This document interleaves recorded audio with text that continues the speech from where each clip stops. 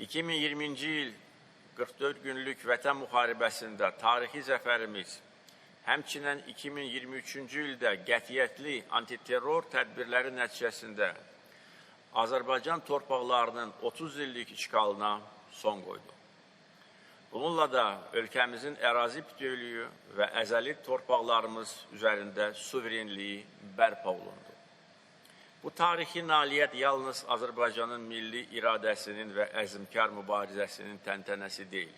Eyni zamanda bölgədə ədalətin, sülhün və sabitliyin bərqərar olunmasına mühüm töhfədir.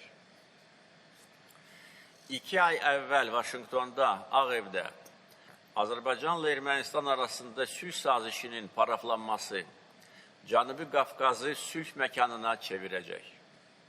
Vaşinqton zirvəsi çərçivəsində eyni zamanda ATƏT-in Minsk qrupunun və əlaqədar strukturların bağlanması üçün edilmiş birgə müraciətə uyğun olaraq 1 sentyabr tarixində ATƏT tərəfindən qəbul edilmiş qərarla keçmiş münaqişənin bu qalıqları da aradan qaldırılmışdır.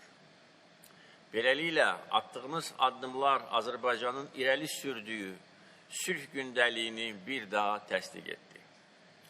Biz Ermənistan işğalını heç vaxt unutmayacağıq. Şəhidlərimizin əziz xatirəsini həmişə qəlbimizdə saxlayacağıq.